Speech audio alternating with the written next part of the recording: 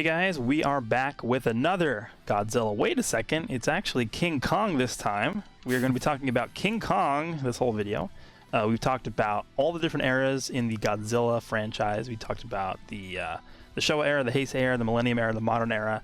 And because King Kong vs. Godzilla, the movie, is essentially here in a couple days once this video goes live, we figured it would be better to talk also about the enemy to Godzilla in King Kong, who has had notably less movies than Godzilla, so we feel it's more appropriate to condense this all into one video. But I'm going to let our resident King Kong expert, Taistra, take this away. You can sort of lead this one as we dive into the world of King Kong here. Right. As much of an expert as you can be with the King Kong movies, I guess. So let's go ahead and talk about first off the RKO Radio Pictures era, which is King Kong, the 1933 movie, and also Son of Kong, 1933. The one thing that these movies kind of brought in essence, it was obviously made in America. It was the fact that these, I think, were some of the first real monster movies in America. What did you guys think about these two? For me, I believe you are correct. I think this was like one of, if not the first time you see like a giant monster at least like take like center stage, and especially I think the one thing I took away from this, aside from the iconic story, because like every you can ask any person that's probably a movie buff or even just watches movies casually, they will know King Kong's story, like like they will, like it's one of those stories that's just, it's a tragedy, right? But I think the biggest, especially for the original, it's the stop motion, like the fact that they use stop motion mixed with like live action people, and how revolutionary it was in like 1933. Like it's insane how they even like did all this stuff. Right, exactly. Especially since, again, it is that stop motion, which is very different compared to, what we see with the Godzilla films, when they started out. So stop motion was very prevalent with these first two movies.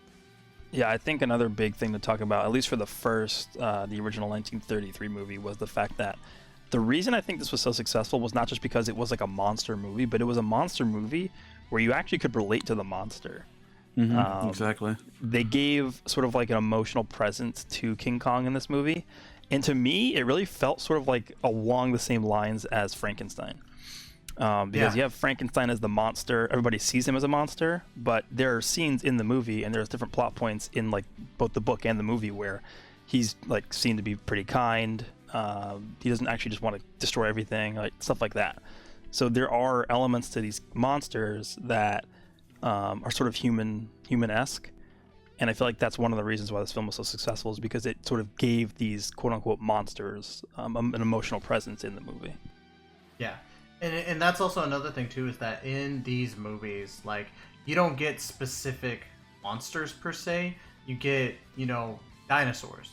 So it's really to put a precedence that King Kong is surrounded by these Jurassic beasts, and somehow they've all like survived to this time. So, that basic. Yeah.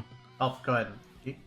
I was just gonna say, you bring up the Jurassic like monsters and stuff. That's also another thing that I think was very interesting of this movie, was just the idea of there being an island somewhere that's like lost in time, essentially, right? Like, you go there's a bunch of creatures, things from like the prehistoric era that has like evolved, and Kong, it was just, like you said, he was a king of this island, like you said, you can relate to this character, and it's very, like Gresh said, it's very in line with all the stories of, very popular stories of that like time period, which is very tragic, like monsters that aren't really monsters, but due to circumstances, things just happen to them for existing.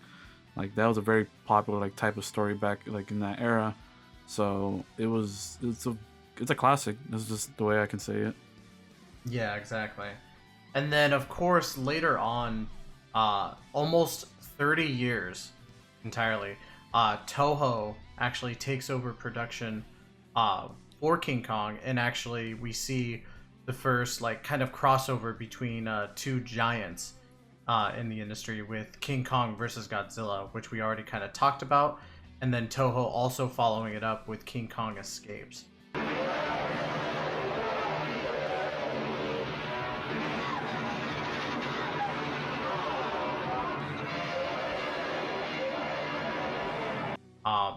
What do you guys think about these as a combination of King Kong movies, and in general, what would you say that Toho did differently that made this a better installment for it compared to the original King Kong and Son of Kong? Well, when I'm talking about the original Godzilla vs. Kong from 1962, I don't really know if it's fair to compare it directly to the original because it's such a different narrative. But I think the significant and important thing to mention about that original Godzilla vs. Kong movie is the fact that, in a way, each monster is representing, a country. Godzilla is representing Japan, and then Kong is representing America, right? So it's sort of pitting the two countries against each other in a time where, it's 1962, so World War II isn't a distant memory, but they've had time to sort of let everything settle. Yeah. Whereas the original Godzilla, which was 1954, that's like directly after the war. Not directly after the war ended, but very, very shortly after the war ended. So it sort of has this stigma, or sort of, I'm losing, I don't know the best word to use here, but it sort of has this atmosphere surrounding it where it's like the two countries are battling against each other. And I feel like that's what made it as successful as it was back in the day, because this was a very successful movie, Godzilla vs. Kong. Everybody wanted to see this. And again, when you take a look at all the future Godzilla movies that have come out after this movie, sort of doing the patented, Godzilla versus X monster, that format was started from this movie. This is the first movie that did that. So I feel like that's probably the most important thing that came out of this movie. Yeah, I agree. Like you said, it was just like Titan versus Titan, and it was also the first time you saw King Kong in a suit rather than stop motion, because obviously this was made by Toho, so they were using the same technique that they used to bring Godzilla to life back in the 50s and in the rest of history, which is using a person inside a suit. So they made a King Kong version, and it's definitely meme, like it's definitely goofy, yeah, to say the least. But goofiness aside, I think, like Garesh said, the fact that it basically kickstarted, ironically, Godzilla's career, because like Godzilla, after Godzilla Raids Again, kind of like slumbered because that movie bombed. It wasn't really received all that well, and it was this movie that it's funny because it just gave Godzilla like the injection shot it needed to just continue for like the next 40 years. Right. And then obviously with King Kong Escapes, we got to see the, how Godzilla has Mecha Godzilla, and then we have King Kong, and then we have Mechanicon. Mechanicon. Yeah, Mechanicon. So, what do you think about that?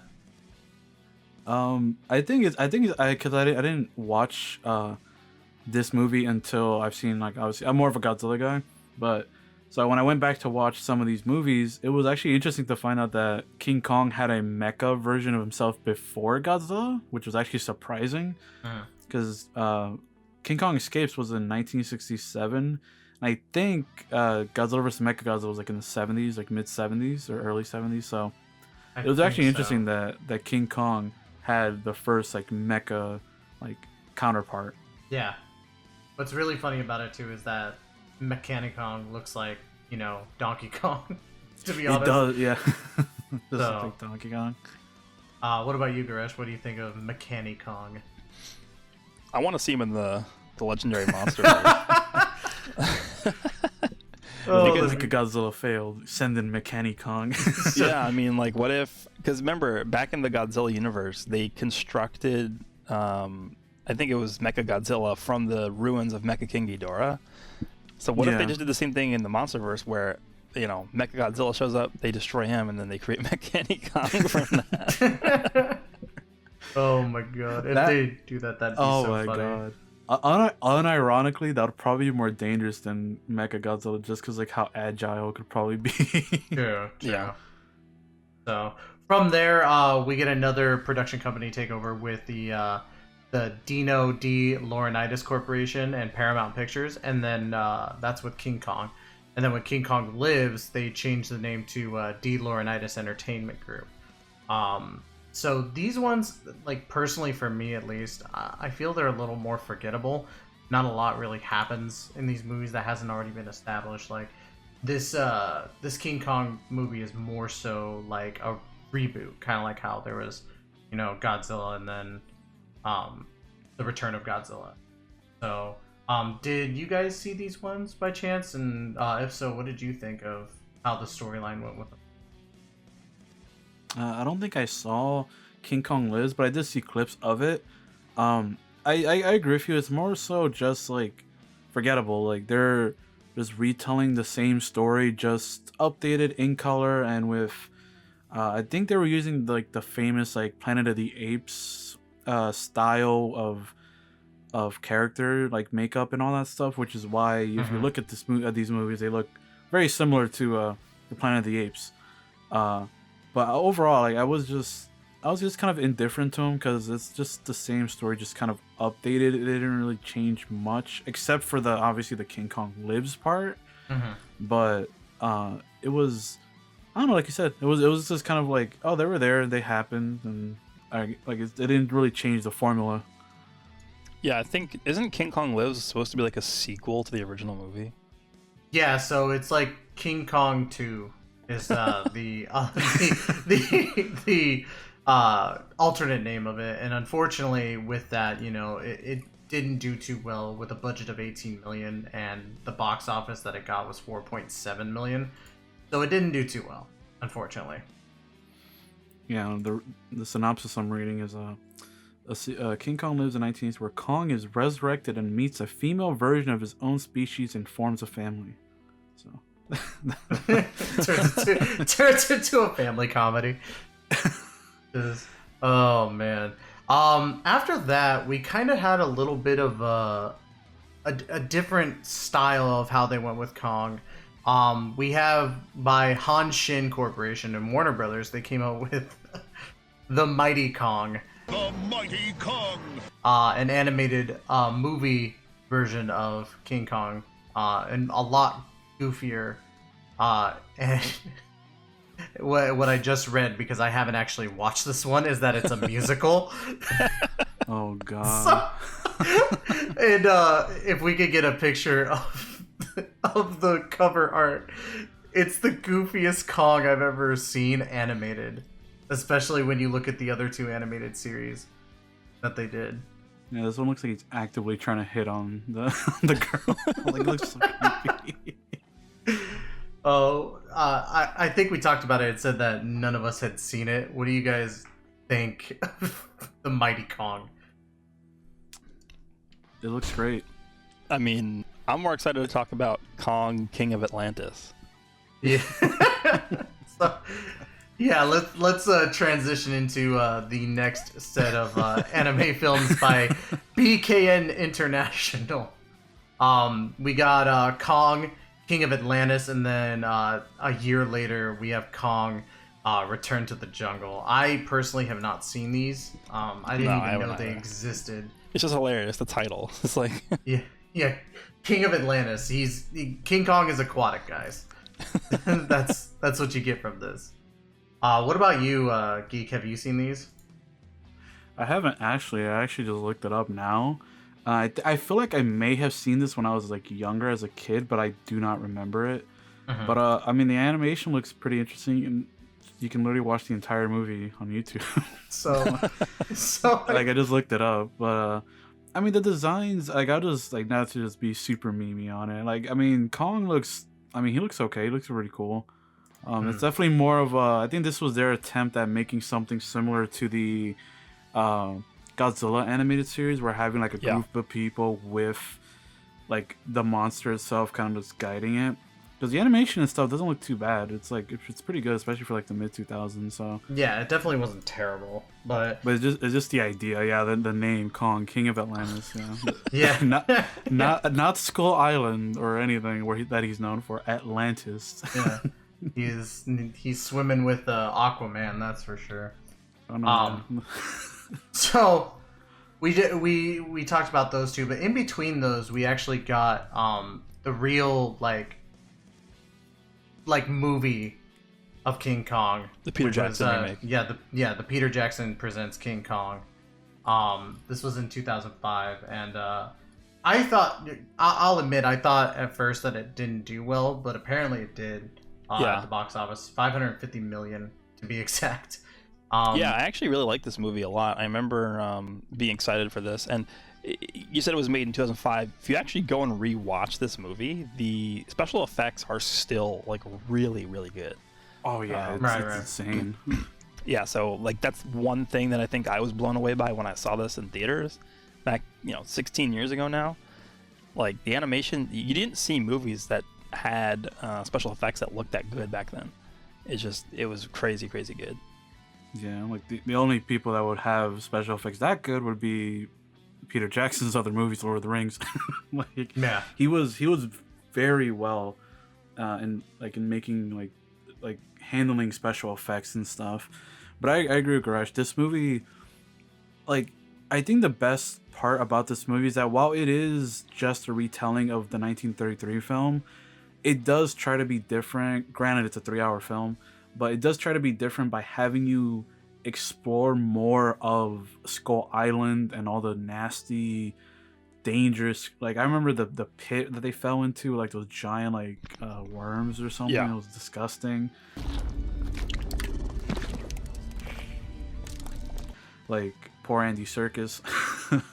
But that movie itself was just, I think if you wanted to see Kong, I would say watch the 33 one, but I feel like this would be like a really good, if not definitive, way to watch like a modern version of Kong. Like I don't think there's gonna be another version of telling the original story that's gonna be as good as this one, to be honest. Right. Well, with that, we transition into what we now have as the Legendary Pictures part of this. Is that a monkey? First they came out with Godzilla in 2014, and then afterwards, in 2017, we got Kong Skull Island. I'm probably gonna get, shanked in the comments for this one. I still have yet to watch this. No way. Wow. I have yet to watch this because at the time I had been so jaded by like King Kong and seeing that but by then all I saw was the Mighty Kong was a thing, and I forgot about it, and I was just like, I don't know, but I've heard nothing but good things about it, so this is going to be something where I have to watch it. What do you guys think of this movie? Because I can already tell you guys want to shank me from the other side of the computer. So what Tystra's saying is that we need a new member of the group. Oh, man. No, but I mean, I think Godzilla bias aside, I would say this is probably the best term in terms of like narrative and actual like I think if you want to have a really good time, I think King of the Monsters is a close second, but I would actually give Skull Island a little bit more of an edge, because I think overall the colors, it's very like warm, very the scenery, everything about it's very like 1970s like Vietnam like war type film as well. But overall, I think the film itself was like, in the monster action was really, really fun, especially because this is the first Kong movie, or one of the first ones, to actually have like a different spin on Kong rather than just be, hey, we found Kong. He's like only like 2 or 3 times our height. No, this one's like, no, he's actually like like massive. Yeah, it's Godzilla. Godzilla level. Yeah, like this one would step on the original Kong. Like, yeah, and I think that's a good point too, because I was actually going to talk about that as well, where the Touhou version of Kong in the original 1962 Godzilla vs. Kong movie, like Kong is notably as big as Godzilla almost, which doesn't make sense at all. yeah. So I feel like Touhou has their own version of Kong, even though it's technically the same name of King Kong that we know from the American 1933 movie. And I think the MonsterVerse did a good job of sort of giving a different spin on the origin of King Kong, but it's not the King Kong that we know from the original American movie, right? Yeah. Right. It's I've seen a couple clips of these, and it makes me know that apparently I need to watch this movie. Yeah. Some of the Because one of- visual effects on here is just stunning to me. One of the biggest things that I see people talking about when they bring up this King Kong is that, oh, like, why is he so big? Because in the original 1933 American movie, he wasn't even close to as big as this. And it's like, people have to understand this is not the same version of that character, right? Yeah. It's the same Right. name, which is, I think, why people are confused, but this is like this is the kaiju version of King Kong, right? Gets to them when they're still small. Yeah. And I think it that is calm King Kong. Yeah, and I think again, I think I talked to this a little bit in the last Godzilla movie, last Godzilla video we did together, but they didn't really do a great job of sort of introducing the fact that this Kong Skull Island movie was supposed to tie into the Godzilla MonsterVerse. Because I remember going in to see this movie, and I didn't know at all that it was supposed to be the same universe. I was just like, oh, this is just a remake of Kong. And I was very confused as to why they were like fighting these like giant monsters, and I was like, okay, cool. Like, I don't know what's going on, but I'll enjoy this, I guess. I haven't a clue what's going on here, but I'll act like I do. So That was the thing that I did notice without actually going to see the movie, is that people were tweeting out like, Godzilla, Godzilla, Godzilla. I'm like, what are you talking about? This is Kong Skull Island. And Yeah. then it shows that ending credit scene, and it was like, that was the point where everybody took notice, at least, or for people who actually stayed and watched it or saw it online, that's when people were like, oh, this is leading to something much bigger. And I that's why I feel bad for not watching it originally, because it's like, now I know that this was tying in, and I didn't think that we would get Godzilla vs. Kong this soon. But that ties into obviously going into Godzilla vs. Kong that's coming out here in a few days as of this recording, or Yeah, as I of this agree. video releasing. Like the one thing, like I agree with Goresh, because like until I got into like more like Twitter and like social media and stuff, where like for example, like if I were just an average viewer and like I never paid attention to anything coming out in terms of movies or media, I went into this movie and I just watched it. I'm like, wow, this movie was sick. And then like we stayed in the post credit scene because Marvel conditioned us to stay. Yeah. I stayed and I'm like, oh, okay, so we got the two characters from the movie. I'm like, okay. And then I'm like, oh, there's more monsters out there. I'm like, wait, what? And then they show Godzilla fighting Ghidorah and like old like painting. I'm like, holy crap! Like what? That's the next one? And then it cuts to black and then you hear Godzilla's roar. And I'm like, oh snap! Like it's connected. And then like I didn't even know that walking in. I thought it started like Goresh said, like, oh, we're gonna get a sick King Kong movie. It's very different, but hey, screw it. yeah, and I feel like this is a different sort of landscape than we had for the 1962 original Godzilla vs. Kong movie too, is because we didn't have an origin story for that version of King Kong in that movie. That was, we know Kong from the American 1933 movie, but we didn't know him from his Touhou counterpart. But now with Skull Island coming out, we actually have a good idea of like, who this character is, what he's done. There's some sort of emotional connection to him rather than just taking a random monster, throwing him into the movie and being like, okay, Godzilla, fight him. Like, Yeah. So there are people that are rooting for King Kong to win. Like, people aren't just all rooting for God. I would say Godzilla is probably the easily the favorite in terms of people wanting him to win, but there are, some people that actually do want King Kong to win as well. So Yeah. it's not something that's so cut and dry where it's like, with the Godzilla movies, it's Godzilla versus A, Godzilla versus B, and it's like every single monster that he's fighting is this is the first time they're ever appearing in a movie. This is not the first time King Kong is appearing in one of these movies, because we just had a full movie explaining who he was. Yeah. Yeah. And they also have like history, like the whole thing of King of the Monsters was like, oh, these are like the old rulers of the earth, essentially. Like there was a war, and like all the promotion materials just saying like, oh yeah, Godzilla and Kong, they have like their families like have like ancient rivalries and all that. So there's a lot more, like you said, compared to the 62 version of just being like, oh hey, we found Kong on this island and let's just have him fight Godzilla, I guess. But this one's like actually like a connective tissue with successfully connected tissue with like the MonsterVerse and connecting everything. Yeah, that's ultimately what it boils down to, is that we're in such a day and age where like the storylines of movies connecting with each other, especially after we were spoiled with how Marvel tied in everybody and how, you know, each story like made sense into this one connecting plot. I feel like with this is going to, you know, continue on with the MonsterVerse, obviously. But after that, it's such a mystery.